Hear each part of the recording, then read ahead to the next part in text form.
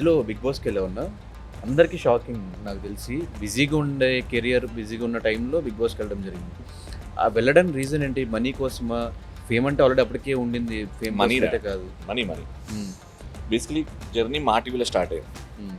మా టీవీలో చాలా క్లోజ్ అయిపోయారు ఈ హెడ్స్, కొంతమంది మోర్ దెన్ ఫ్యామిలీ. మనం ఎన్నిసార్లు నువ్వు అని చెప్తాం. ఇప్పుడు మీ పెదనాయన్నో మీ బాబాయ్ వచ్చి అరే ఇది చేసి పెట్టరా, ఇది చేసి పెట్టరా అంటే నువ్వు నో చెప్పకుండా అవి ఇవి చెప్పి అలా వెళ్తుంటావు. సో ఫైనలీ నువ్వు అరే మనోళ్ళే కదా అడుగుతున్నారు. నాకు అసలు 4 సీజన్స్ ఫస్ట్ సీజన్ నుంచి కాల్ వచ్చినా నాకు అంత ఇంట్రెస్ట్ లేకుండే. బాబు నా పాయింట్ ఏంటంటే, ఎక్కడైతే మనుషులు నీ పుట్టుమచ్చలు ఎక్కడున్నాయో కూడా చూస్తారో, that is the moment where you're not a celebrity. ఇంకా you're not a celebrity anymore. నీ పుట్టుమచ్చలు కనబడుతున్నాయి అని అంటే నువ్వేం సెలబ్రిటీ ఇంకా.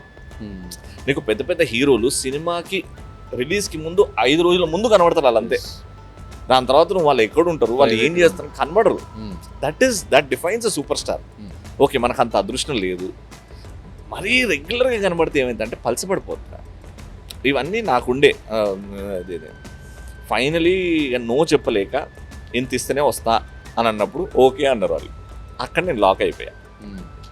సింపుల్గా ఇంకేం చెప్తే వీళ్ళు వదిలేస్తారు నన్ను అన్నప్పుడు నేను ఒక ఫిగర్ చెప్పేవాళ్ళకి, this is what I want. వాళ్ళు దానికి ఎస్ అని చెప్పారు. లాక్. ఆ డబ్బులకి ఇంకా పడిపోయా. బట్ ఆ డబ్బుతో ఇల్లు కొన్నాను అనుకో. అంత డబ్బులు ఇచ్చారన్నా? అంటే ప్రీమియం ఇచ్చారా నాకు తెలిసి ఐఎమ్ నాట్ షూర్.